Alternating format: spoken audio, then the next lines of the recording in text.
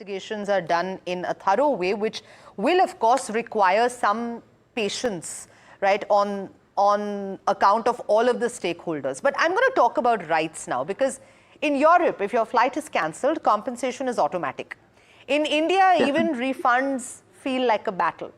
Mr. Bawa, why don't Indian flyers have any real consumer protection, and what should be a non-negotiable in a passenger charter, especially in a crisis like this? First of all, thanks to a very rich panel, and I endorse whatever the other panelists said. We are with them. I will come on that why the compensations are not paid, because it costs and air able to afford upfront. But I must tell you, the checks which have been ordered, this should not create any kind of discomfort among the masses. Rather, they should build the confidence among the masses that yes, the every check is being done. And the same way, when the airspace is closed, we know that airspace is closed, and there are alternate routes available, and airlines shall follow that airports.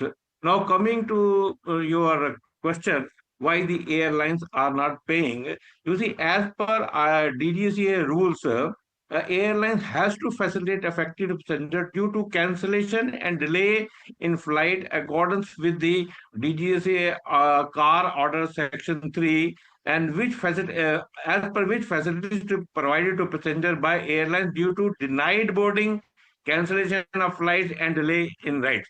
So rights are there. Okay, okay. So, And granted to them is the question. And that is the problem.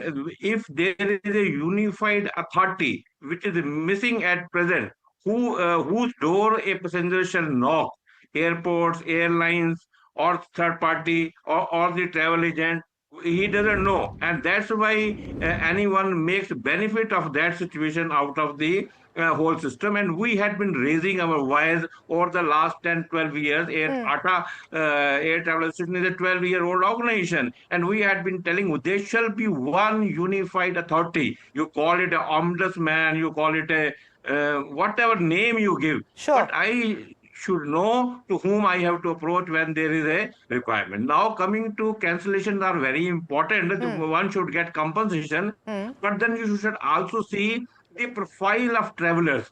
I agree. All rightly, Ashwini sir said that people should stay at home when there is a crisis.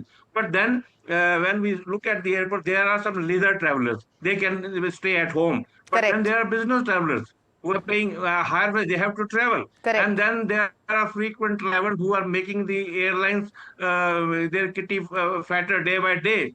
And then, of course, there are millennials and Gen Z. Their patience is very little. They don't have a patience, and that's why they are doing mass cancellation.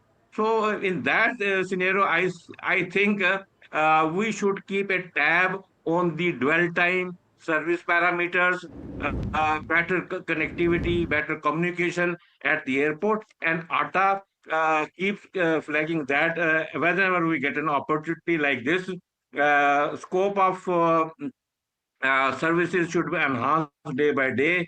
We had been raising that last time when there was a panic at the airport, and we made big pressure to everybody, and the minister visited at the airport, and then he reprimanded all the authorities. Okay. And there So Mr. Bawa, what you're saying is that there needs needs to be this unified body, and maybe we need to look at the profile of the particular passenger, right? But even to define that criteria and those guidelines, there is a body or an association or even a committee that's needed. Itisha, your view is unique because you're in the tower.